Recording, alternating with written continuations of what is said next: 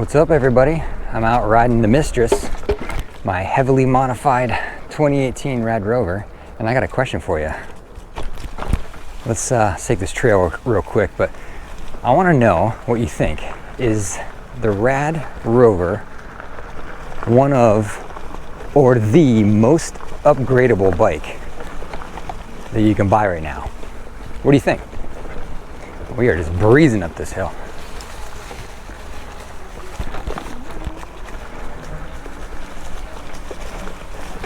No sweat. What do you think about that statement? Is that true? There's a lot of upgrades available for this bike, and I've done a lot to this with motors and controllers and all that stuff to give it a lot more power. It's like 1700 watts now. And I guess I should first say I am not advocating that anyone does upgrades to their bike, okay? I should say that first. I'm just some guy with a GoPro and some e-bikes, and I'm showing you what I'm up to and what I'm doing. If you want to do it too, great. I know a lot of you are, because you tell me in the comments. But I'm not telling you to upgrade your bike. This bike is perfectly fine in stock form for a lot of people. I'll tell you why I upgraded mine. And the first reason, I was bored with the power. The second was I already owned the bike. So why not just start with the platform you got? And number three, here's the big one, number three. So I was willing to do the work myself, because it's not like you can take, all your new parts in the bike to a bike store and have them do all the upgrades for you. I was willing to do that work myself and figure it out, and I was willing to take on the risk of destroying this. I was willing to swap out controllers and motors and risk, burning this thing to the ground just to get, this blazing fast power out of it. So if you're not willing to take on that risk, then don't do any upgrades. And the reason I'm saying this might be the most upgradable bike, let's take a look at it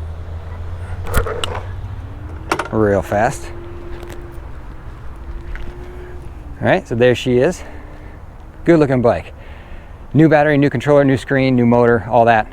Beast of a bike now. Check out some of my old videos. But anyway, the reason I say this might be the most upgradable right now is because, look, I know there's other websites where you can buy just e-bike parts and kits and stuff, but there's only a few websites where you can go and get, specific bike upgrades that are plug and play, and Rad is one of them. There's multiple websites where you can get plug and play Rad upgrades. And the only other one I've really seen is for Sondors. Those same sites have plug and play upgrades for Sondors, but I haven't really found any other ones for, Super 73 or juiced bikes or you name it, electric, whatever. I haven't found any, specific upgrade sites for those kind of bikes. So this might be the most upgradable one. So if you already got this bike, check those out. You might be able to find some cool little gadgets like I did to make it a lot faster. And interestingly enough, I noticed this the other day. I was searching for, upgrades to this and what other bikes could be upgraded.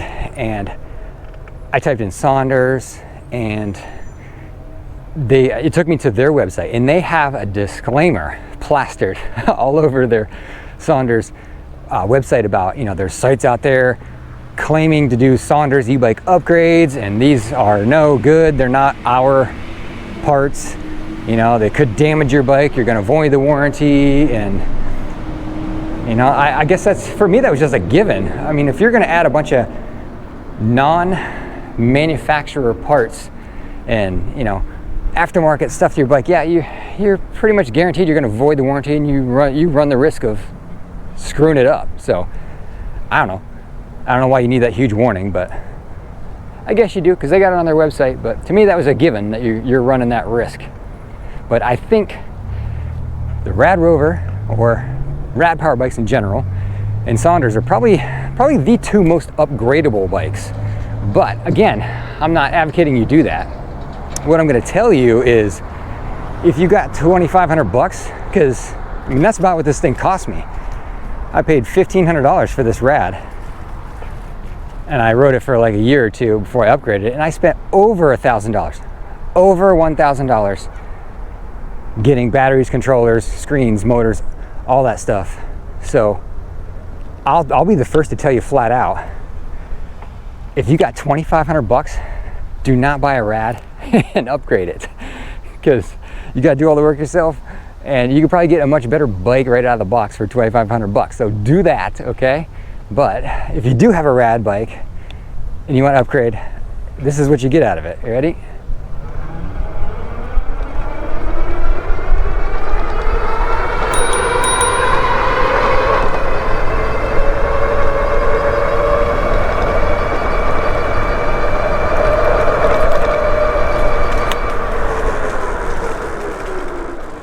So what do you guys think? I'm putting that question out there to you. I want to know two things. I want to know what you think.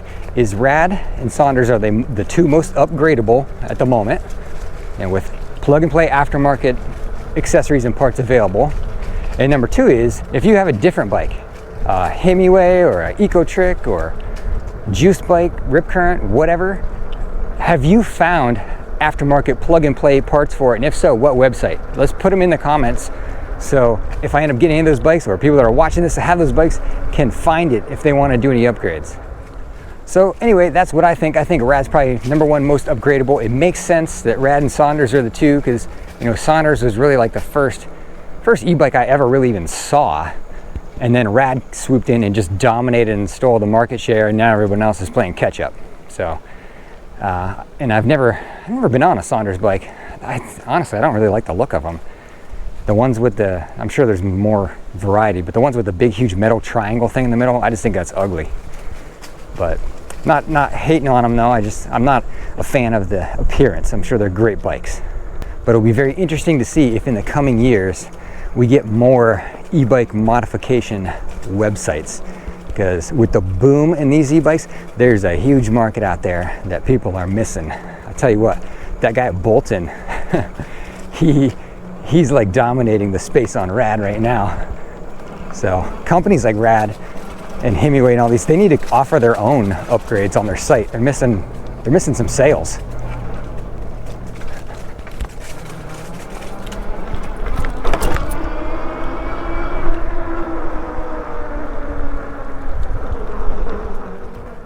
All right, well, I just want to get out for a quick ride on the Mistress here at my lunch hour work. And I did get another e-bike. I teased this in one of my last videos, and I got done putting it together. I'm still editing footage of like unboxing and first ride and stuff, but if you want to know what it is, follow me on Instagram. I'm trying to build on Instagram a little bit more. I do spoiler videos on there before they hit YouTube, and just video clips of what I'm up to. So Citizen_Cycle on Instagram if you want the behind the scenes stuff. And of course, do me a favor and give me a like, so YouTube will share this video out with other e-bikers and they can check out my channel. Subscribe if you haven't, and stay tuned. I'm gonna hopefully get the other e-bike video out. God, I'm hoping in the next week. It's a lot of editing on this one, so look for that, and thanks for watching.